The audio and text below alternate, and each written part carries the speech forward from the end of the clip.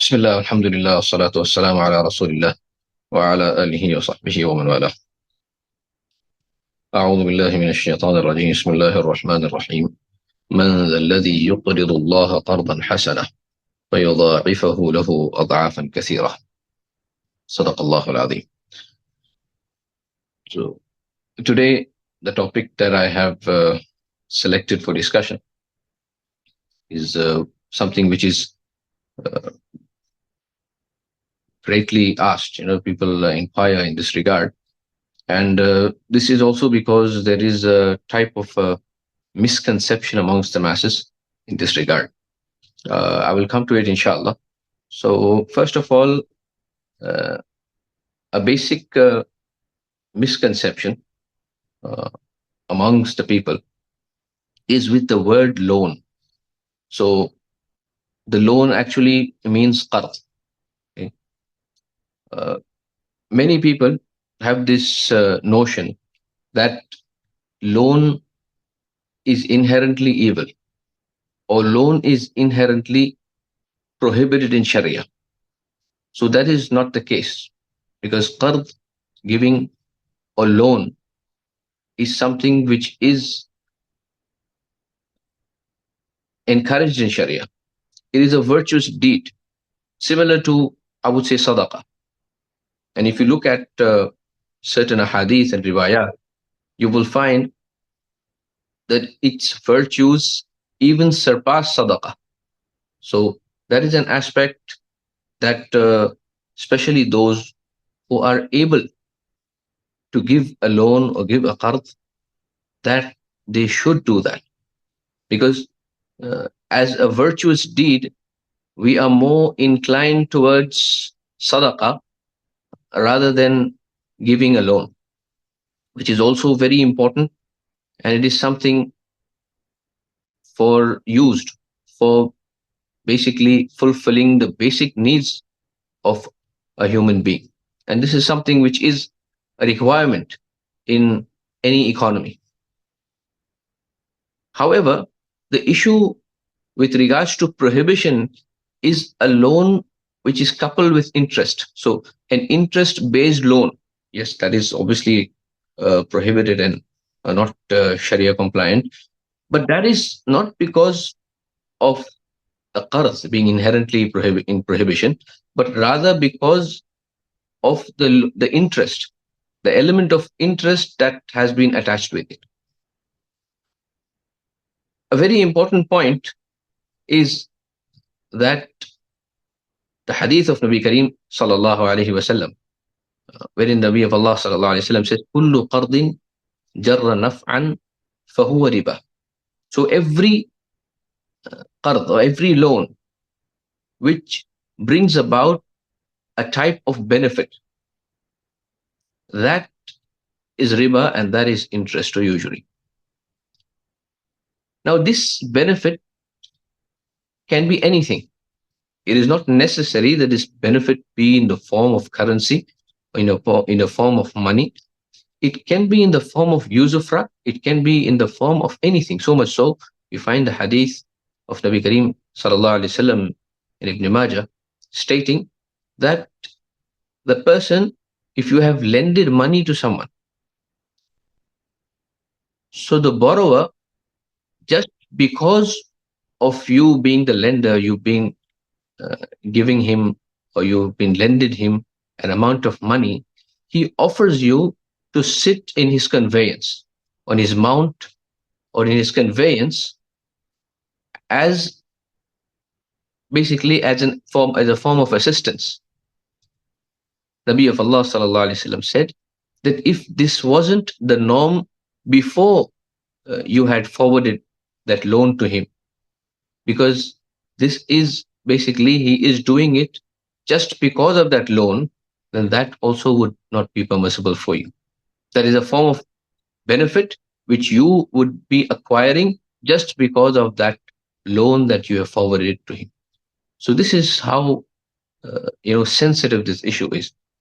Now, after with regards to interest-free loans, uh, this is uh, and this is a norm, and this is an effort that Muslims in every era, they are, alhamdulillah, they have in the past also, and they are doing it currently also, to provide interest free alternatives for loan.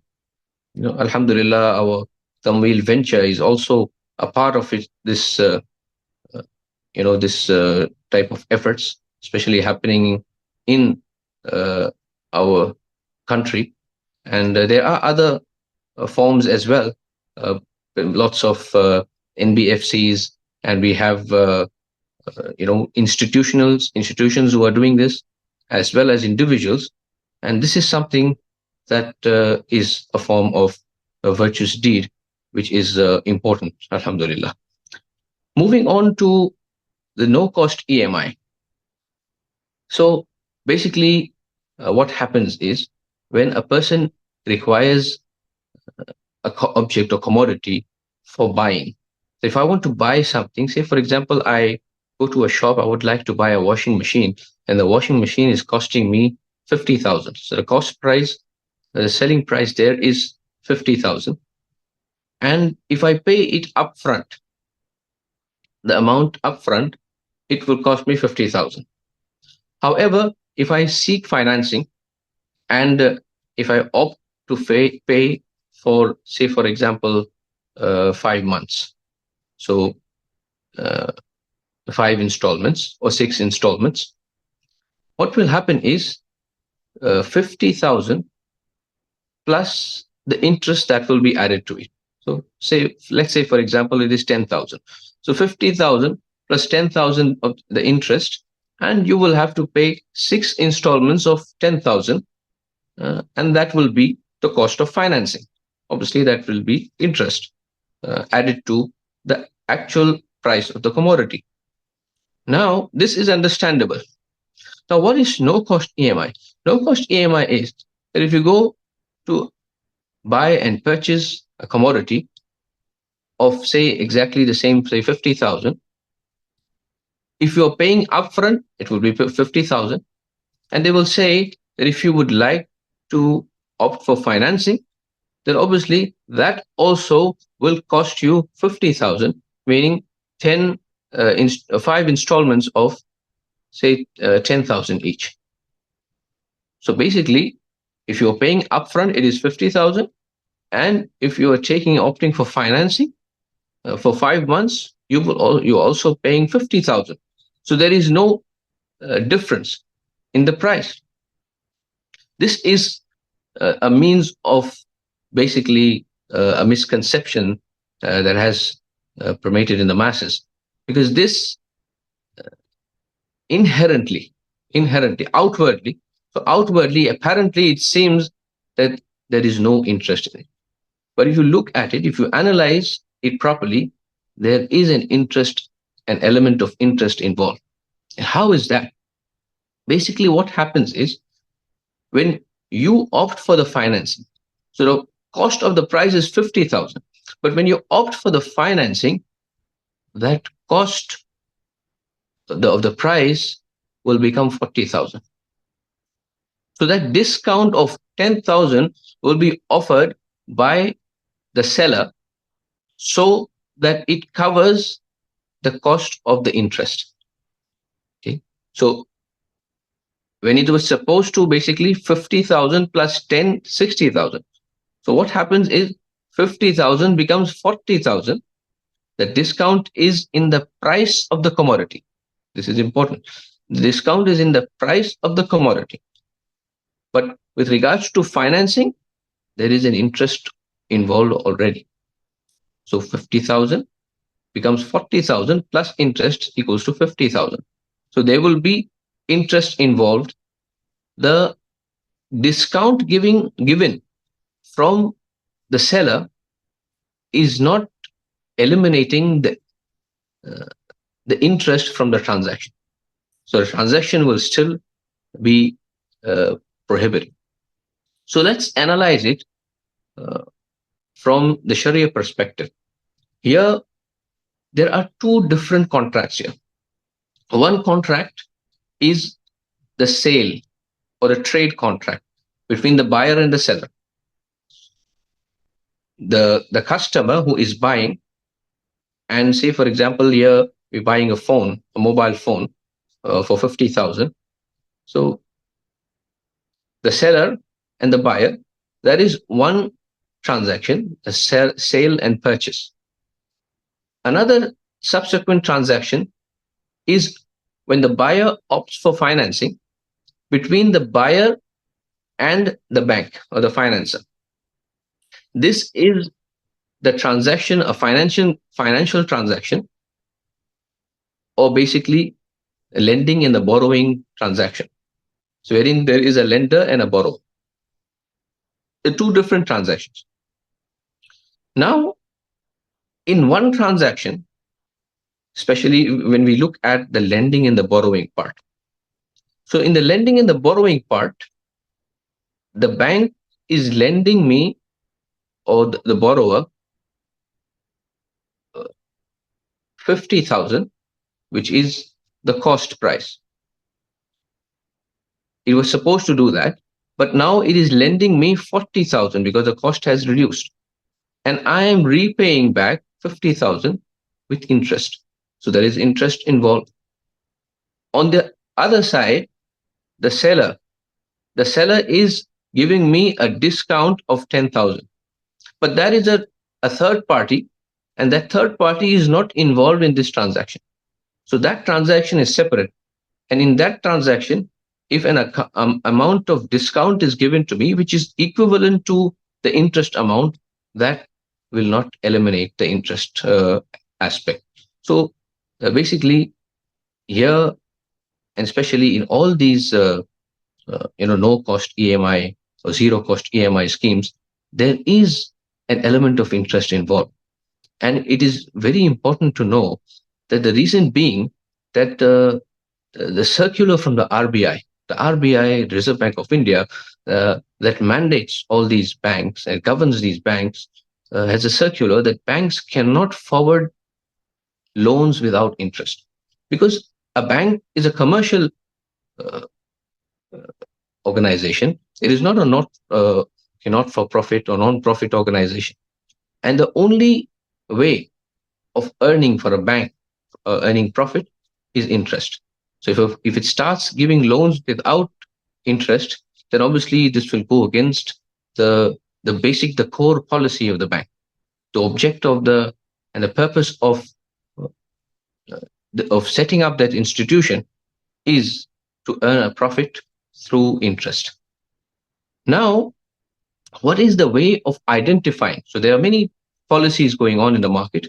What is the way of identifying whether this X policy or this scheme is really Sharia compliant, is really 0% interest or devoid of interest or not?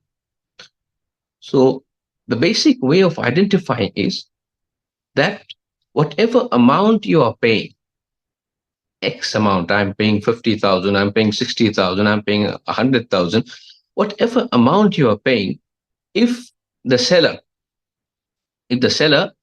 is ready to issue a taxable invoice for the product of that amount, equal to that amount, then that amount that you are paying, that will be regarded as the price of the commodity or the price of the product.